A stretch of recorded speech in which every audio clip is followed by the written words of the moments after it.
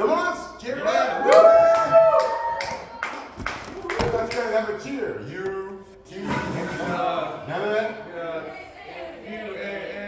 Oh!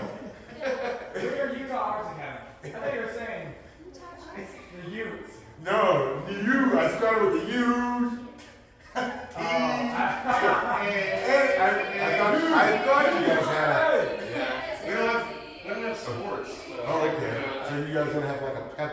No, yeah. Okay. So in my high school, we had a pep We had a game. cheer, Team. and we'd start off with saying your letters like U, T. Yeah, we really should have something. Yeah. But anyway. Okay, what's your school song? It's really long. Oh, well, how long is it?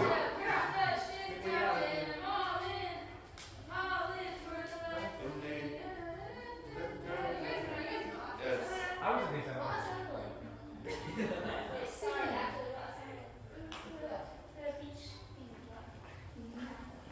Pardon me? Oh! It's this is Right. we're good. Yeah. Okay, it's rolling. We're good, Wanda. And Miss Wanda Ray Willis, I keep saying Way. It's Wanda Ray. It's a tongue twister. She is going to be doing the story of Dorothy Dandridge. And she can tell you the awards that she's won doing this. And she can tell you more about it by doing it. Thank you. Take it away. Oh, just returning from a photo shoot for Carmen Jones. Oh, I'm so glad they still remember me for that. And I'm so glad the doctor gave me a needle for my foot. I don't feel a thing. I can even spin, see? Carmen Jones, one of the highlights of my life. You know, in my life, I've had many, many ups and downs. And here I am on another new beginning. I've got dresses to pack and sheet music and script to go through. My life. Let me start at the beginning. My mother's room. You know, my mother, she left my father, her husband, Cyril Dandridge, when she was 5 months pregnant with me in 1922. Oh, they fought like oil and water. You know, Mommy, she wanted to be a film artist. She did not want to have any children. I don't know much about my father, except that I had his, well, I was told, I had his gentle mannerisms, strong forehead, and large, deep-set eyes. I did get to meet him when I was 16, when he tried to catch up with me. He was a nice man. Oh, short, but nice. Mama lived with her lover, Geneva Williams, who Viv and me had to call Auntie Mama. She took care of us when Mommy was away. But Viv and me, we spent many nights just holding each other and crying ourselves to sleep when Mommy was gone. Well, Auntie Mama, she hated Viv and me, and she would beat us every day. She even sexually abused me. But yet I still kept smiling and performing while being abused. Dottie, you need to put this water on stage right, and Dottie, we need this towel on stage left. Dottie this, Dottie that. Oh, but the stage, I had power and confidence, and I was free, and I loved it. I loved to sing, act, and dance, and was great at it. Singing and dancing, something I love. Spring comes from heaven, mixed in my blood.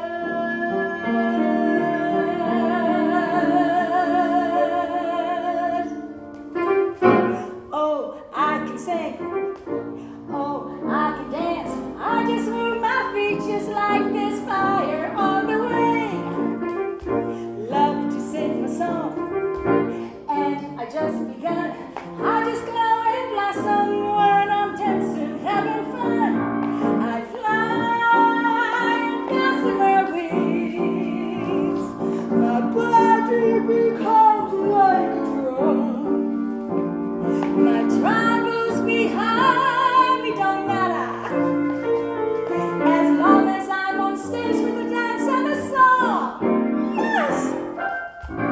Love to sing a song. Oh, my mind is free. Watch me sing and watch me dance, and you will smile with me. Love to sing a song. Dance and move around. No more scaredy cat. No more this and that. Singing, dancing.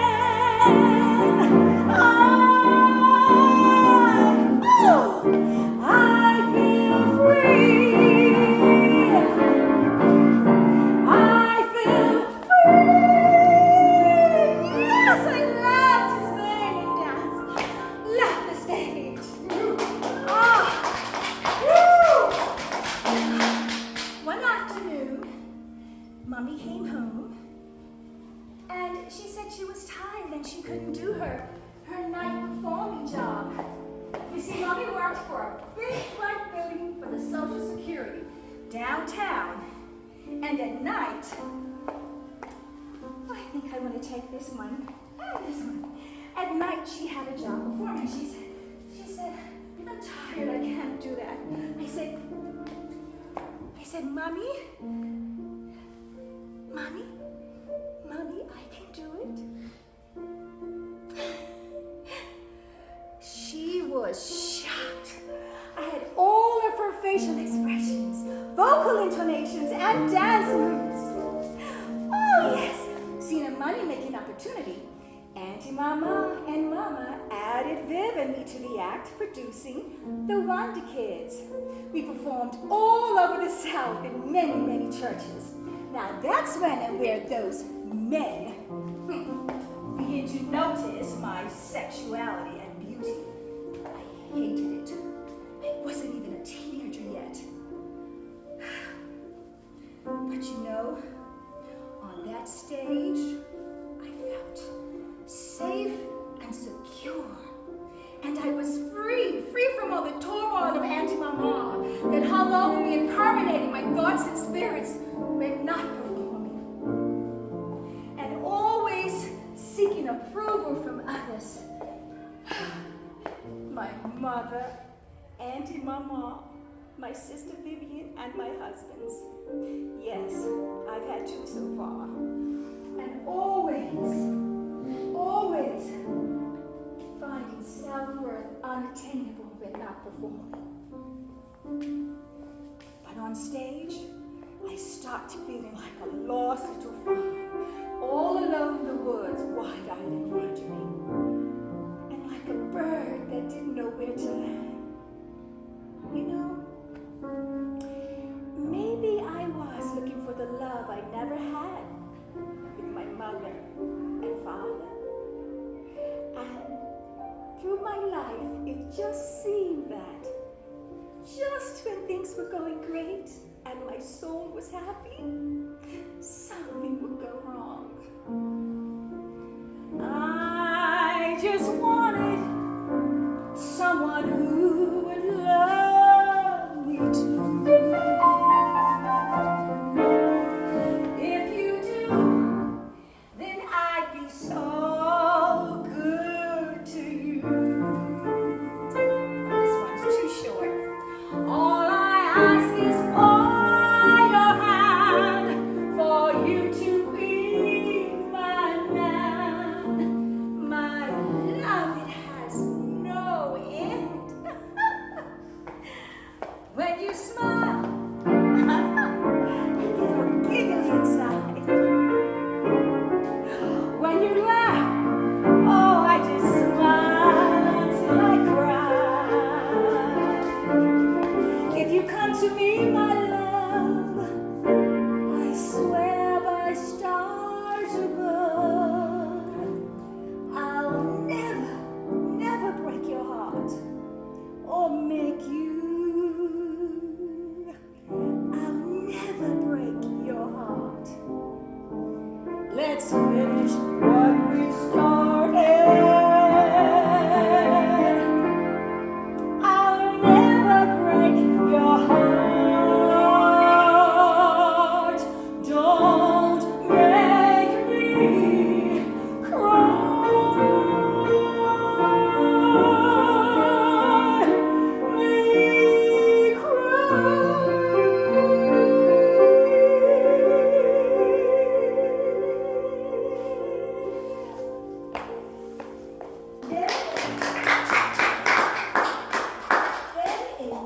1926. The four of us left to go to Los Angeles. Getting work was hard for Viv and me. They kept telling us we were too light for colored work. Now, you know I'm mixed. My father was Mexican English, and my mother, Ruby Dandridge, she was black. I think I'll take this one.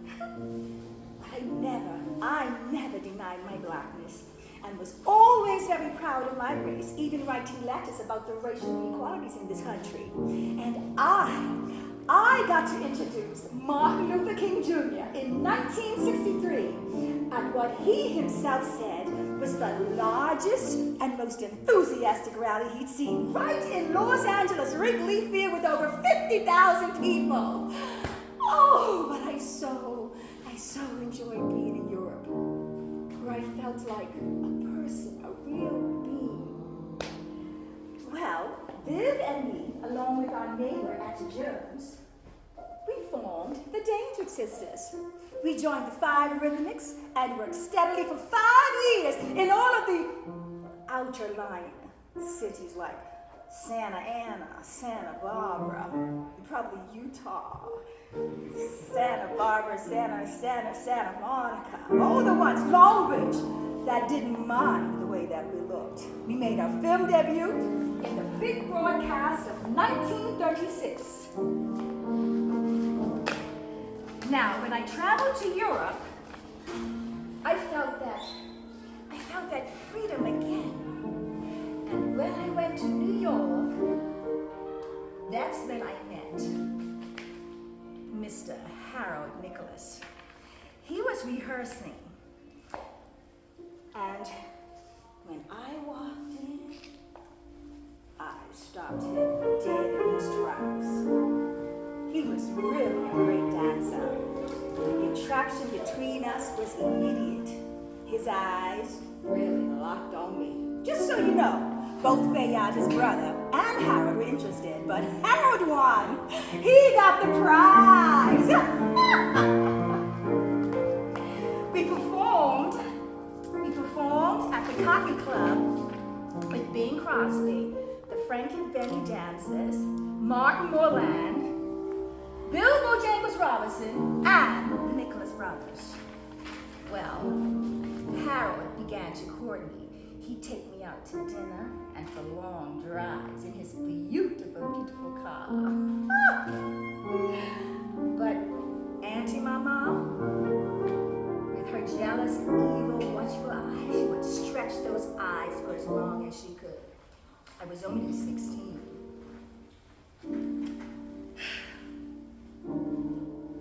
Then I broke from the Dandridge Sisters, doing the movie For Show Die and the production of Meet the People.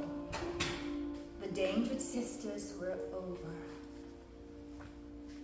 I was in the movie The Lady from Louisiana with the cowboy, Bruce Wayne. And I had a gig at the Cafe It in Los Angeles. And then in 1941, I was in 20th Century Fox's Sun Valley Serenade with the Nicholas Brothers. Oh, I was over the moon, singing and tap dancing in a movie with them, a movie with the Nicholas Brothers. Pardon me, boys, is this the Chattanooga Choo-Choo? Track 29. I was in 5 films in 1941. Sun Valley Serenade, The Lady from Louisiana, Bahama Pass, Sundown. And I was working at the Cafe It and the Orpheus Theater with the Floyd Ray Orchestra. Harold continued to court me.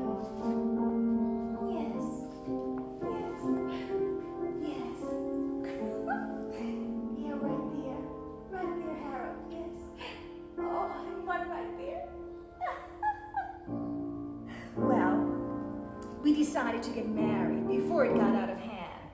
Now, Mama and Auntie Mama were thrilled. Married now. Auntie Mama Ma, she couldn't touch me with those eyes anymore. I was free. How happy we will be. 'Cause this man, he loves me. And I love him. He makes me spin and laugh out loud in glee. How happy we will be. I hope that he can see that love is all, love is pure. Love can open any door. This is my dream place to be.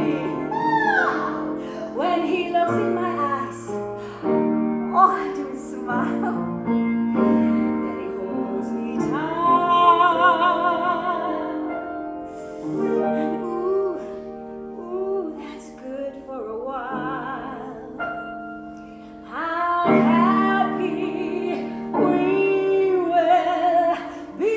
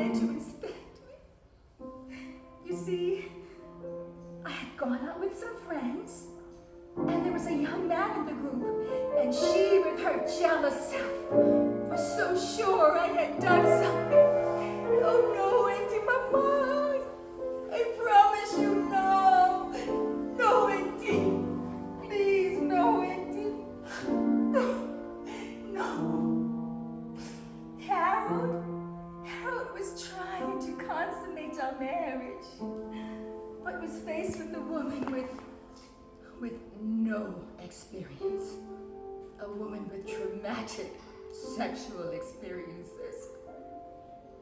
Finally frustrated, Harold turned his back to me, and I lay sobbing quietly on our wedding night. Harold's turning away grew more, and he turned away from our home on Arlington Avenue in an almost all-white residential area in Los Angeles. Parties, golf games became his main objective. You know, sometimes he wouldn't come home until very, very late at night, or early the next morning. But he always came home eventually.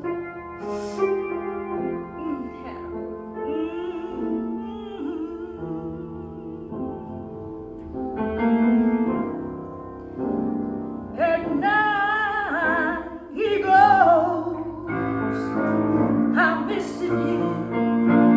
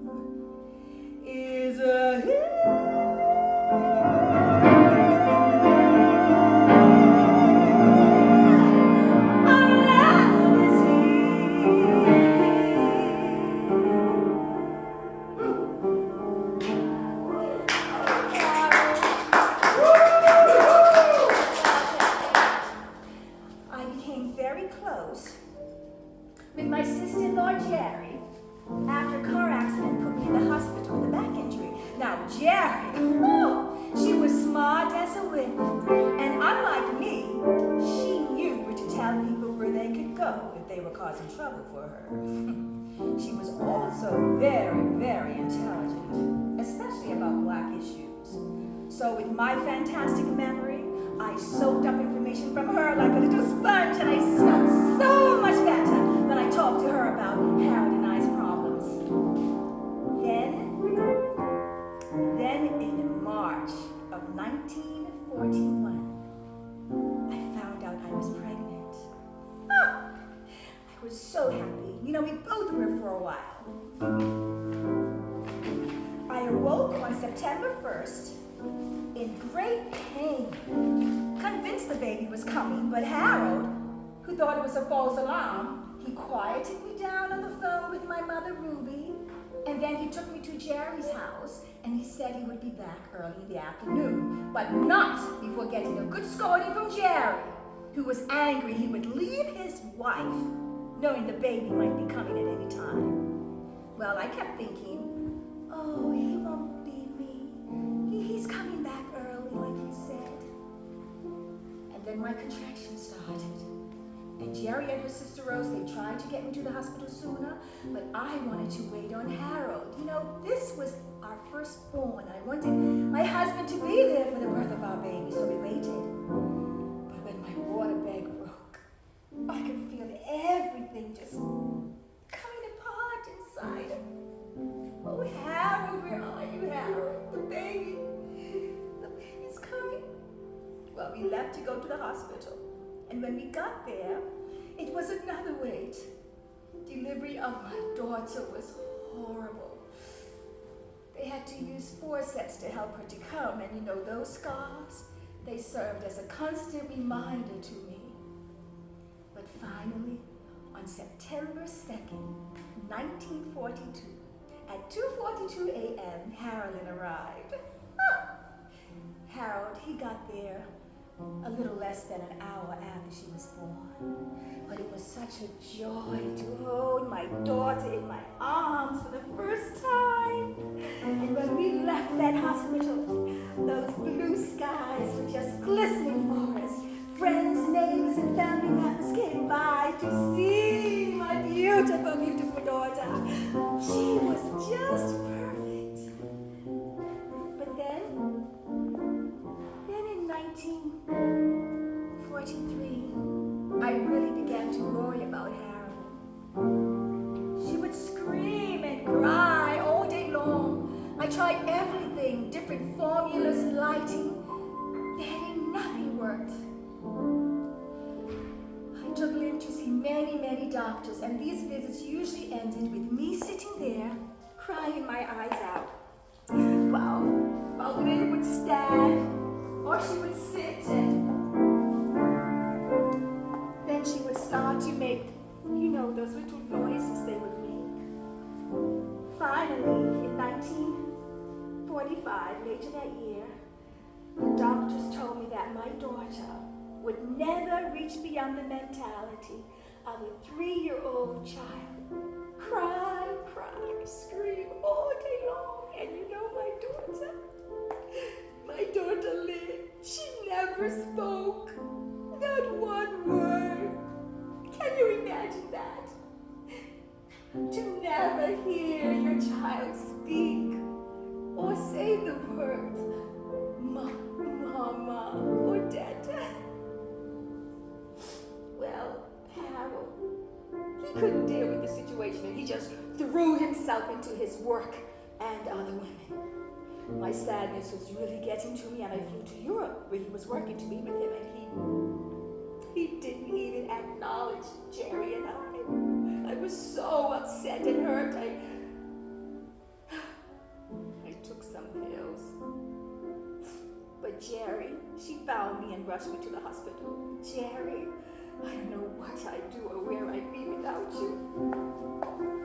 Finally, I realized my marriage to Harold had crumbled to nothing, and I had to leave him. I had to tell myself, Dottie, get out! Get out! Get out! I had to tell myself over and over. Because I love. When you love a man, he can do no wrong, no he can't. And the sun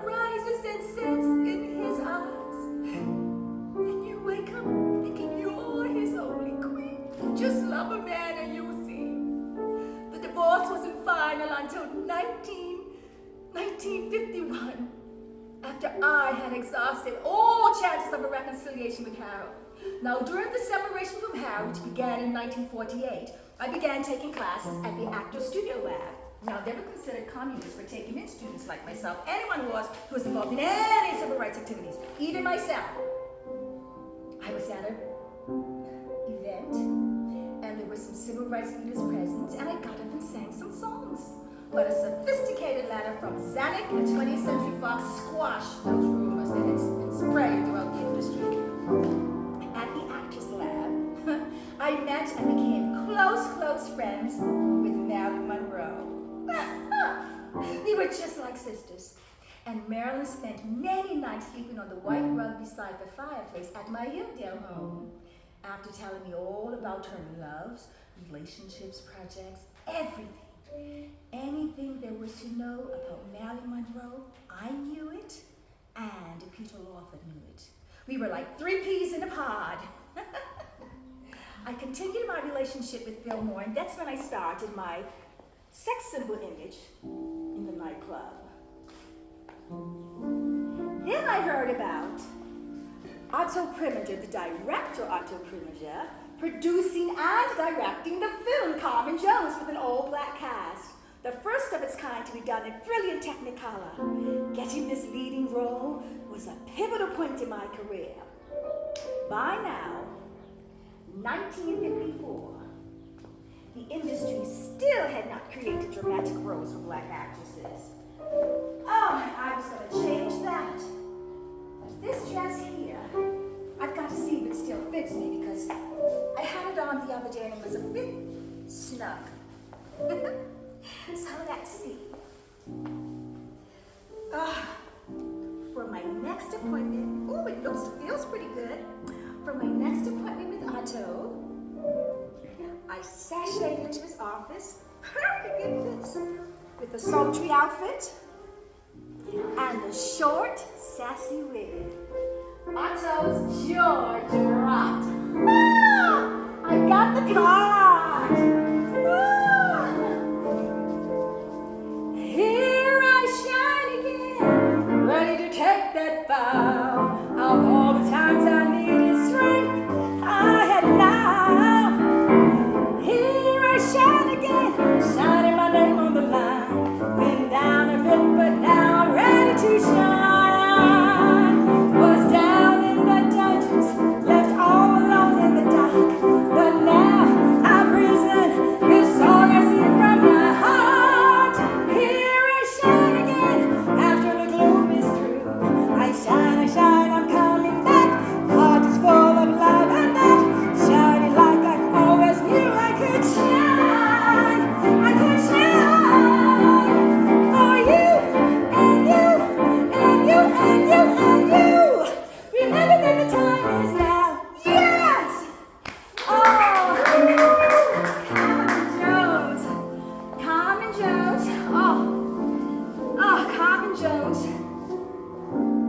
The production started in April of 1954. That same month, Peter Lawford married Patricia Kennedy.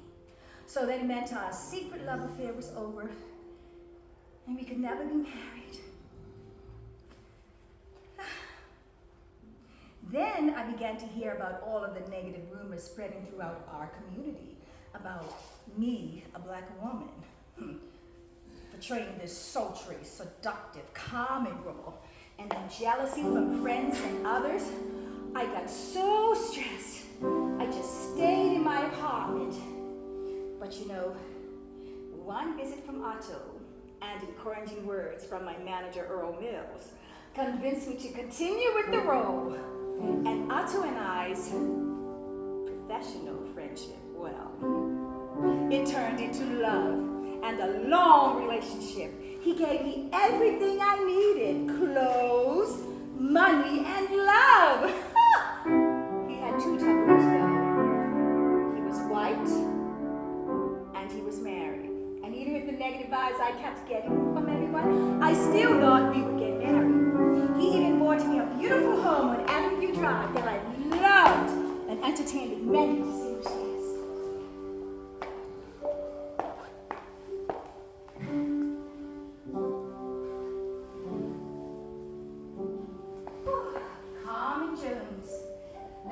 be the first black industry professional and actress to get a 3-year contract with Fox, starting at $75,000 per film to escalate to $125,000 per film. Carmen Jones also led to me being the first black actress to be nominated for an award in a leading role. Oh, I was over the moon.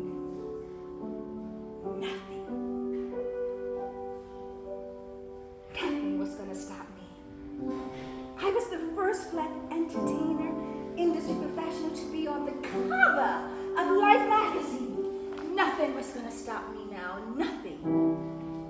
Then I turned down the role offered to me by Fox in The King and I at Otto's discretion. But really, I didn't want to play the part of a slave. I didn't want any of those roles that they were throwing at us black actresses. So, many projects ended in dead-end deals like remake of Black Orpheus. All a part of Otto's promised work for me. Now, Otto and I parted, but not before me getting pregnant and having an abortion. You know how much I loved kids. You know, I'm only in my 40s. I was hoping to have more children, but you never know, maybe next year. The next film that came my way, after turning down the role in The King and I, was Island in the Sun, 1957. Oh, such a controversial film. I became the first black actress to star in a film with a white romantic leading partner. But because of the racism in this country, America, we couldn't even kiss, only light touching. Such a stressful time for me.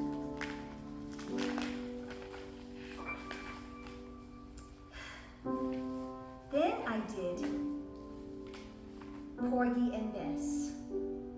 And with Otto Preminger being the director, it was a horrible experience. He would scream and shout directions at the actors and treat them and me like dirt. I remember leaving the set after filming the Brock Peters rape scene. I had black and blue bruises all up and down my arms from him pushing and pulling on me. But I played Bess anyway, even getting a Golden Globe Award nomination for my portrayal. So it was back to performing in clubs, the Biltmore, the Macombo, the Waldorf Astoria, which I was the first black entertainer to headline there. Of course, after demanding that blacks be able to sit and go wherever they wanted to in that fine establishment. I have to admit, I did call the front desk and let them know how hot I was after I saw them swimming in the pool, and they told me the pool was broken. Now, the Riviera Hotel was where I met Jack Dennison. Ooh, he was a handsome, graying Greek man with all the smoothness and charm. He charmed his way into my heart with his spectacular looks. I guess he did own up to his hidden intentions, which were to use me and my money. Once married, he proceeded to run me into the ground financially and emotionally. Now, I was making great money in '59 when we married. I even gave him money to open up a restaurant on Sunset Boulevard before we were married. He was extremely abusive, and I'm so glad I didn't put his name on the deed to our house. No, my house that I purchased before we were married. He was ordered to leave, and the divorce was final 1 year later. He, of course, continued to try to contact me for more money through my dear friend Herb Jeffries, but I never would speak to or see that man ever again. Oh. 62.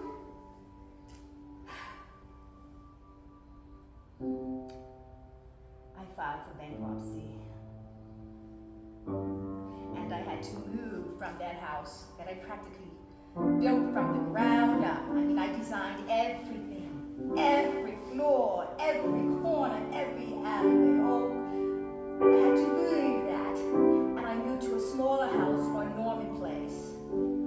Also in 62, my dear friend, my dear sweet Marilyn, she was found dead soon after her breakup with President Kennedy.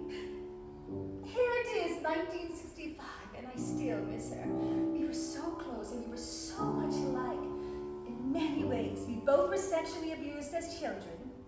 We both were always seeking approval from others. We both achieved great success in the industry, recording and films. But she, of course, received more acclaim and more notoriety for that because of the racism. And also, in 62, Helen Calhoun, who had been taking care of my daughter Lynn, she sent her back to me on the train. I went to pick her up. I was so happy. I was excited. My baby was coming home again. But I could not handle it. She had this strong determination, and she would pound on the piano all day long. It drove me crazy. Jerry and her legal friends, they helped me take care of Lynn, and I remember in the courtroom, I went out to get some water, and I collapsed. My legs just collapsed beneath me. And I was so ashamed when they sent my Lynn, my daughter, to the Camarillo Institution of California. I failed again. I failed with my marriage. And now I failed with Lynn.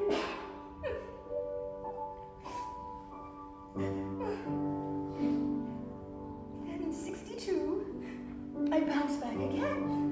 Tokyo, Puerto Rico, Mexico. I was working again. But every penny I made went to the IRS. Finally, my lawyers fought for my case with the IRS and convinced them that I was ill and broke. So they put me in the dead file.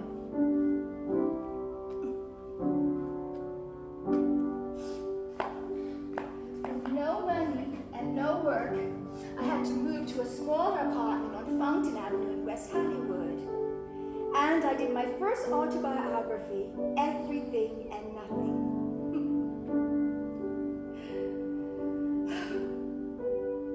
I did a casino in Las Vegas, made through it, and then a stage production.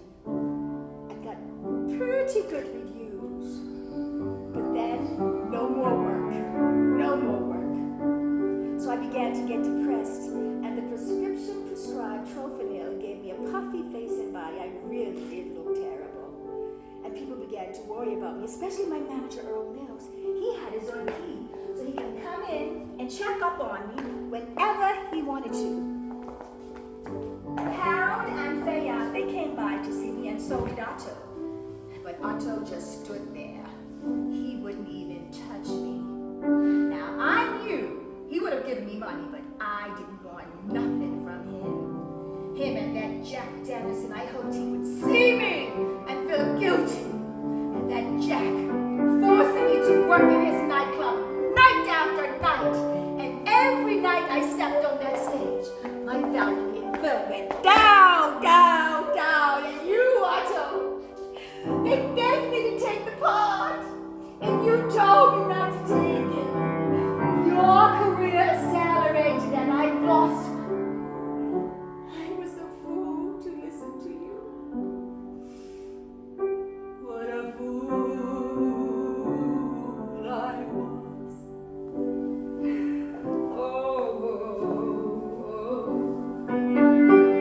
What a fool I was to listen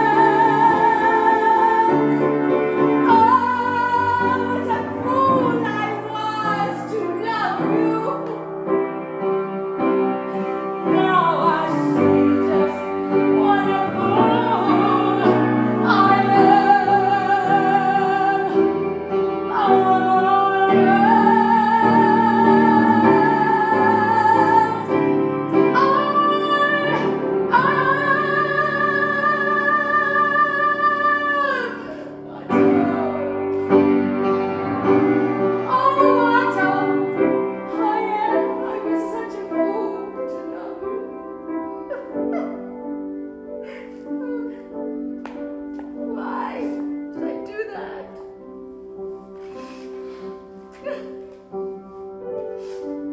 in 1965, I bounced back again.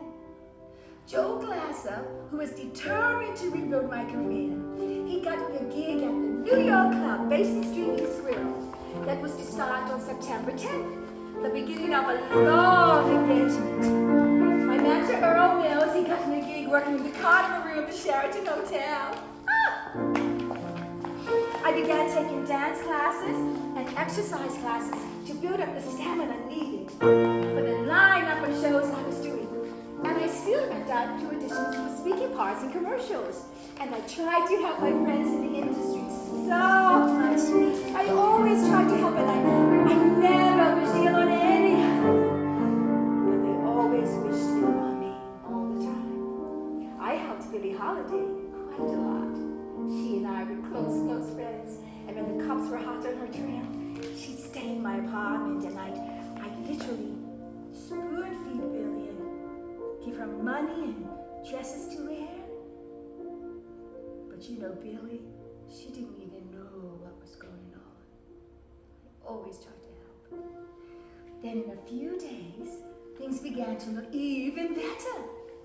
Through my manager, Earl Mills, I was contracted to star in a film in Mexico. $50,000. Contracts were signed. Eyes dotted, T's crossed. Another new beginning for me. I'm working out at the gym. I tripped going down the stairs, but I didn't think anything of it. I kept going. But on the trip to Mexico to meet with producers and directors, the pain persisted. So I saw a doctor there. She x-rayed it and found a tiny bone fracture right here in my right foot. She advised me to get a cast put on it as soon as I returned to the U.S.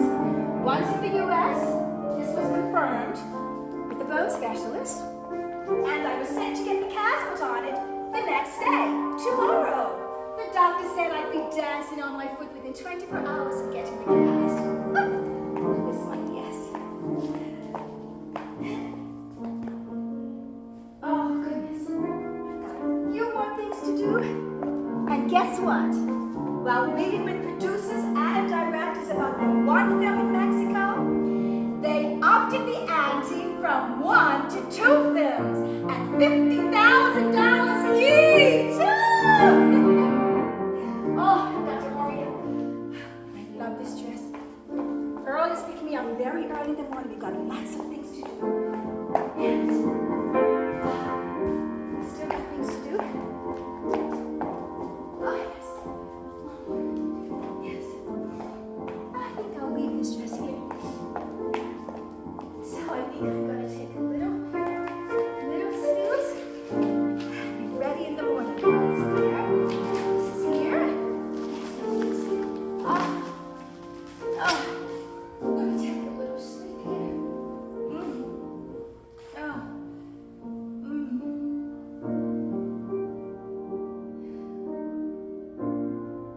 I heard Earl. I heard him knocking on my door, but he shouldn't have any trouble getting in. He had his own key. And I didn't put that chain lock on my door.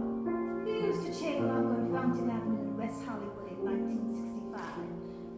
I didn't. Then I heard Earl come back, and this time he busted my door open with a tire iron and was running through my apartment calling, "Dorothy, where are you, Daddy? We've got to go. Dorothy, oh Dorothy, Dorothy."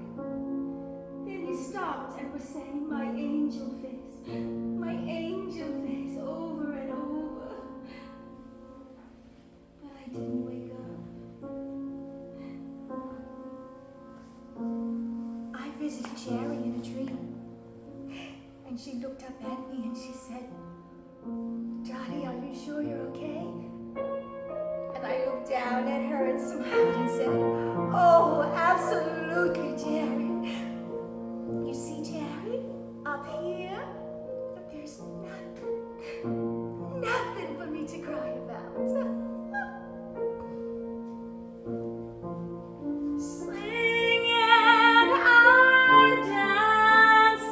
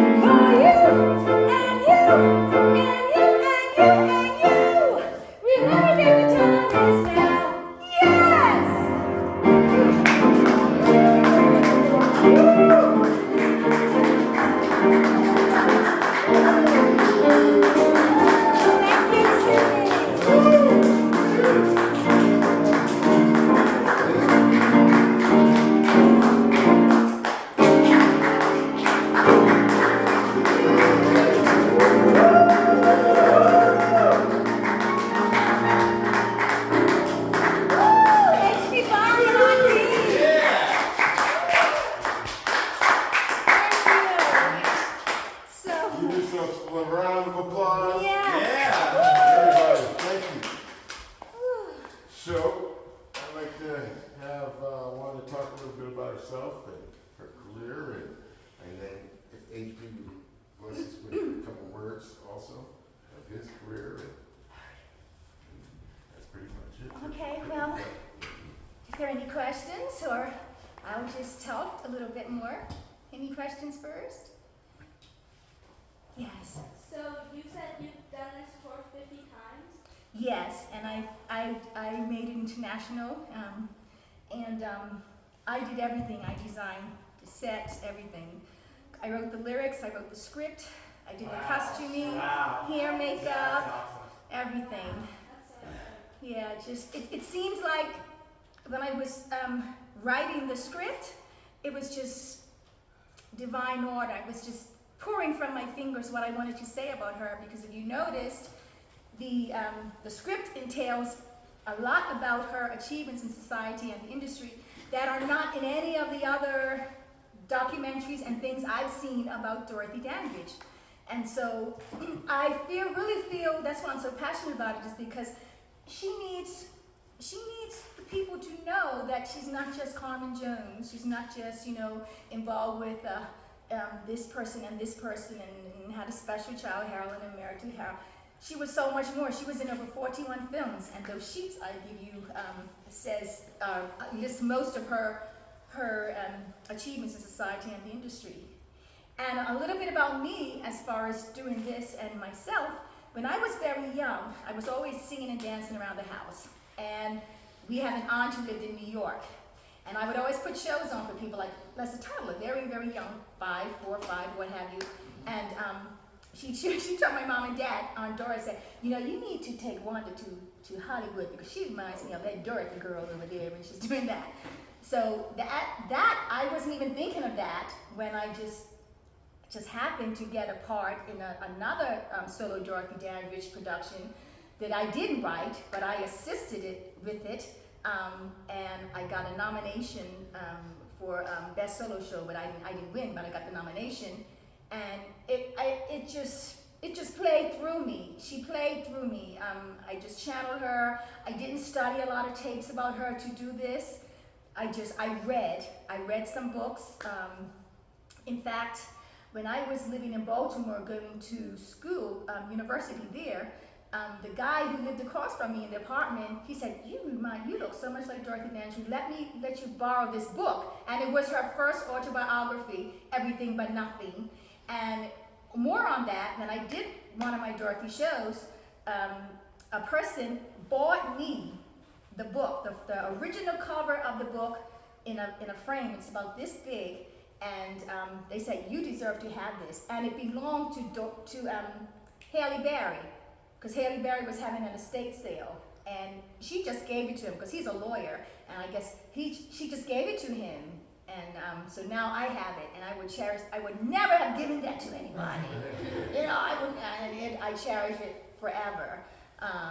So that's kind of why I'm so passionate about doing this because she embodied it, and she just came to me.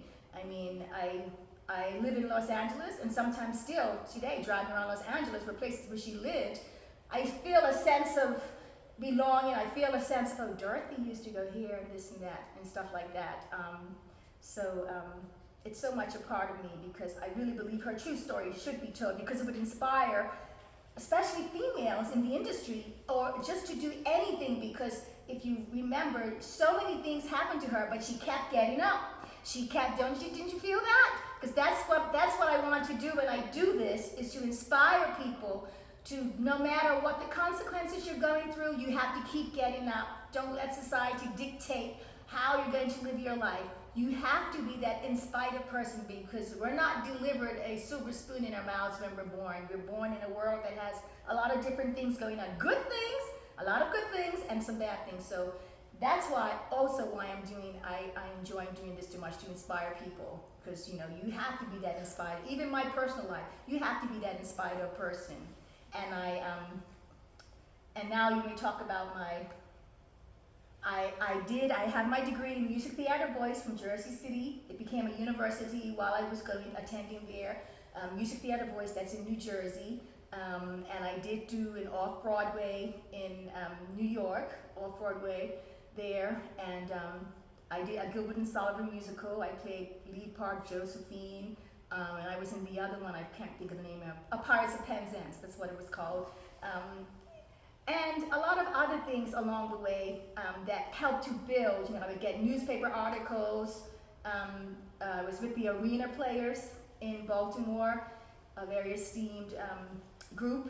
And the Ida Peters, she wrote an article about me explaining that I played Pearly Victorious and I was almost as good as Melba Moore. So those little, and there are more things, but those little things keep pushing me to continue. I don't really go by what friends say about me because, I do. I enjoy them patting me on the back and saying, oh, that was great, or family, but the people that really matter to me, to propel me more to do it, are people like HB and Sydney and other people that I know who are in the business and who are doing it. And I know they're not going to lie and tell me, Wanda, you were really good just because of who I am. They're going to give me critiques, which I love.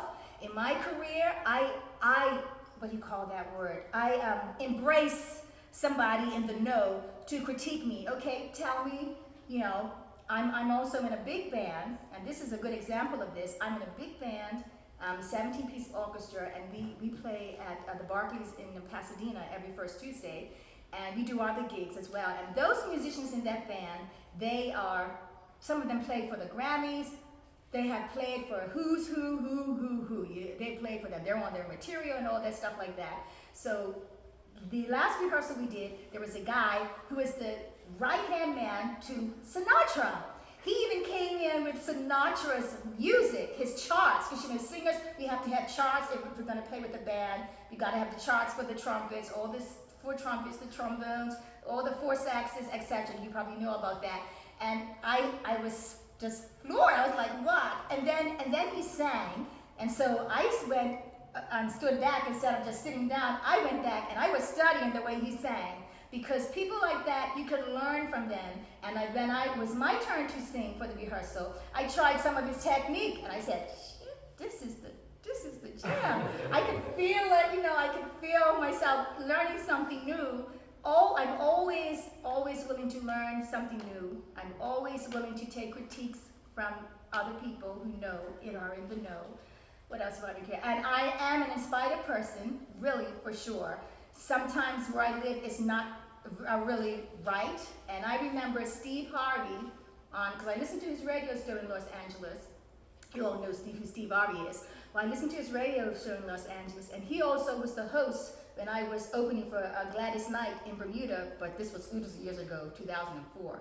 But anyway, I opened for her, and he was the MC. And he made some really good remarks about me and whatnot. But I brought up his name to say, he has a radio show, and on his radio show, it's very inspirational.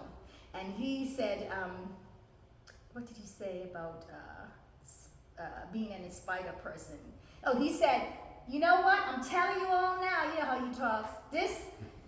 Everything don't have to be just right where you're living. You don't have to have the brand new couch or the brand new rug. Sometimes you gotta have the struggle. I lived in a car for months, yada, yada, yada. And that is so true, because sometimes in my life and career, I've had things that are just right. And sometimes I've not had things that are just right, but I continue to propel myself forward and not let my surroundings dictate what I'm gonna do. I don't get depressed, so you have to sometimes come out of that, because sometimes you're not gonna have the apartment that you want, and as artists, we make a lot of sacrifices, we could have had this, but we're artists, and as artists, we have a gift from the divine order, from God, or whatever you call that person, that spiritual person that we were born with. So we're here to really make the world better and be an example for others. And one of the things we have to do as artists is sometimes we have to be an inspired person. We have to, sometimes things are just not right, but we have to maneuver through it and keep on going and keep looking up, because you never know what the divine order will provide for you. You don't ever know who you're going to meet that could enhance your career. You don't ever know who you're going to meet that can say, well, we need this. Can you do this? I mean, I've heard so many stories from accomplished artists that has happened, you know. You just never know. So you have to keep moving forward. And I think that kind of sums it up with my career. Because even though I'm not 21, but I still, you know, am doing things, and I'm still progressing due to my belief, my faith, and taking criticisms, not having an attitude when it's time for the show. You know, you have to be professional and always willing to learn something new. Always. And never thinking I'm a diva and I'm the best. I never ever think that. I don't like, you know, when people say, oh, you're the best. I said, no, like Charlie Parker said, he says, he and his statement said that when people would you know who Charlie Parker is, right? The saxophone player.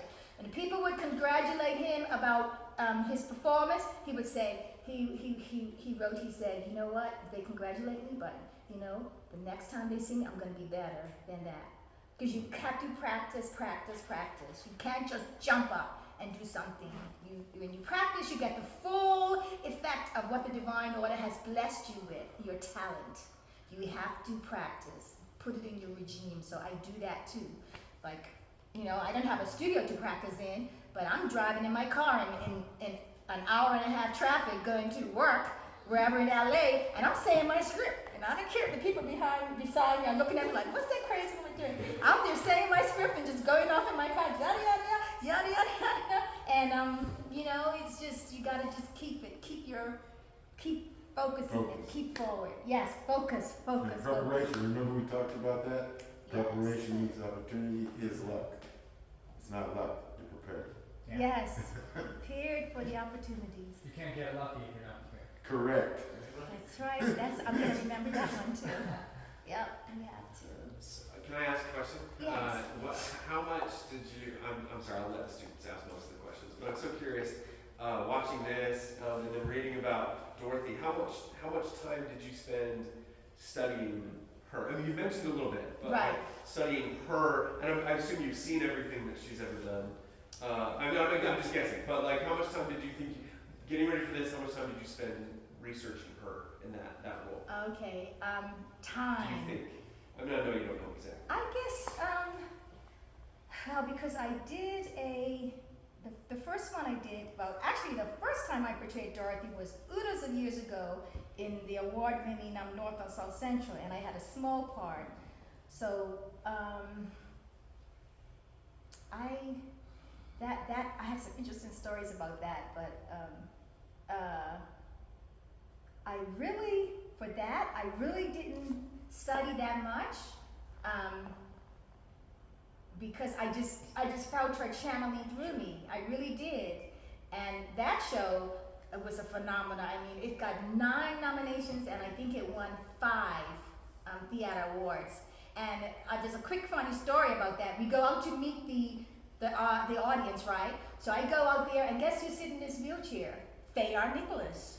And he grabbed my hand, and Fayard Nicholas is Harold Nicholas's brother, and Harold Nicholas was Dorothy's husband. He grabbed my hand, and he said, oh, in his horsey voice, you remind me so much of my Dorothy out there. I mean, I have so many stories. Johnny Cochran, he came to me and said, come to me, Dorothy. And Marla Gibbs said, oh, she was so much like Dorothy out Explain to there. them who they are. Okay, Johnny Cochran, he's he's passed away, but he was a very prominent lawyer. He helped a lot of other lawyers in their careers to get their career started, and he helped the community. He did a lot of pro bono stuff for the community. If you know who O.J. Simpson is? Oh, I didn't want to say that. He was his That's lawyer. probably the best known. Yeah, That's true. Yeah, He did he a lot. got O.J. Michael Simpson Jackson's on. attorney and one time. Yeah, he was a phenomenal Right. person. I attended his funeral. It was huge at West Angeles Church. And Marla Gibbs, she was in, have you seen any clips of the shows 227 or The Jeffersons? Way back in the day. Way back, she played the part of the 70s, maid. She's Like a comedian. comedian. Uh-huh. And she sings too, and that's the other thing. If you have something else, it's up to you, but it's good if you have many little things. You know, if you can sing, do it.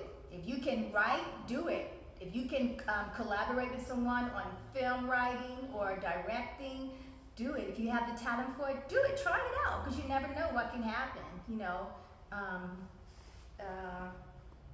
What else? Where was I? I was talking about the Dorothy.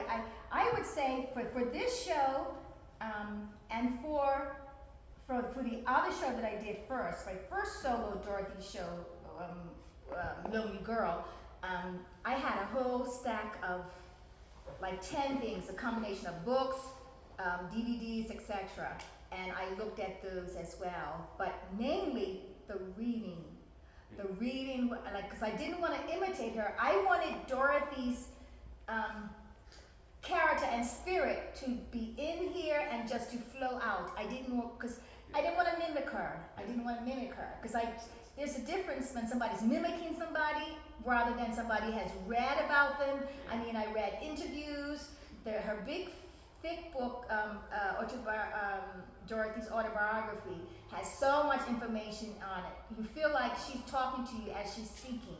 You know about her interviews, more in depth about her childhood and her special child and what the media did to her, etc., etc. And that made me be able to read through the lines. Like, for instance, Cleopatra, you know the movie Cleopatra? I read between the lines, and then in that book, it said it in that book, that they kind of teased Dorothy to make her think. That's how much she was blacklisted in the society because of her affiliation with civil rights and what she was doing. They made her think that she was going to be the part of Cleopatra. They had her wear the costumes, they had her put the makeup on, and they used her skin tone to develop the makeup for Elizabeth Taylor, and she played the part of Cleopatra. So that was another stump on her. Yeah, I saw that on the thing. That was interesting. Yes. It's really interesting that she was Yes. actually cast first. Yes, yes. And then they just used her, but I believe that was another stump. You know how some people want to grind somebody in the ground by doing, the industry was trying to do that to her, but she kept rising up, she kept rising up. So it's really a story of inspiration and determination. So I would say, and spread out over time, probably, maybe, but not all at the same time now. Right. Just to add it up, probably about maybe a year, throughout, maybe a year or a year and a half. Cool. Yeah. And photos, I would look at photos a lot. Like, I would go on Pinterest and find all the pictures of Dorothy Dandridge and go on Google. And when people post pictures, I'm like, I've seen that, because I've seen nearly all of the pictures of her. I'm serious. I'm like, I want to see a new one, But I would love to see a picture of Dorothy and Marilyn together, because they were very, very close. That's all in her book. A lot of society doesn't know that, but back then, you really couldn't be photographed like hanging with your career. There was so much racism in this country back then. I was so surprised when I saw a picture of Ella Fitzgerald with Marilyn Monroe. But that was at the Savoy Club, I think, where Marilyn Monroe got Ella Fitzgerald to stay there and perform, because they weren't going to let her there. They said, oh, she's not pretty, she's not svelte, she's black. So Marilyn said, listen, because Marilyn was listening to Ella Fitzgerald's tapes. And when I was working in Japan, they had a Marilyn Monroe Day. And when they were playing Marilyn's early recordings, she sounded a lot like Ella Fitzgerald. And that is why, because she studied her. And what happened with the Savoy Club, this is just goes to show you don't know how things are going to happen. Here Ella Fitzgerald is, wonderful performer, singer. The Savoy Club would not hire her because she was black and because she was, she wasn't svelte, she wasn't slim, etc. And Marilyn Monroe, I know you all knew Marilyn Monroe is, right? Marilyn Monroe went to the urn and he said, listen, if you hire Ella Fitzgerald, I would sit in the front row every night. And of course, Marilyn did, and the crowds just streamed in, and Ella got to work at the Savoy Club. So little things like that, like if Ella was, you know, had an attitude or anything like that, she just would say, oh, I'm not gonna work here, and she'd be sad. But who knew that Marilyn Monroe, who had been studying Ella and using her in her recordings to sing like her, which she, if you go back, you will hear what I'm talking about. Who knew that Marilyn Monroe would come into the picture then? Nobody but the Divine Order. And if Ella wasn't ready for it and wasn't open to it or had an attitude or was being down in the dumps about it, it probably would not have happened. You have to keep your spirits up in spite of everything. Yeah. Keep on working hard. Ella's the best. Yes. Did you guys study her in your classes yet? Have they got Ella? You guys know Ella Fitzgerald? I know her, but we're not studying. Tisket a Tasket, some songs. She's the best. Scatting, she's a phenomenal scat Yeah, singer. Sure. She is. Yeah. She was like the queen. Did she work with Quincy Jones? Did you read 12 Notes? Yeah. I'm I trying to think think. that's what I I heard. think so. I think so. Like a record, like a vinyl. Oh, you have Yes, a sir. line Like a of vinyl. hers? Oh my gosh. So I'm a real DJ, and like a vinyl is what I DJ on. And those, I used to have crates, like about 25 crates of vinyls, full vinyls, like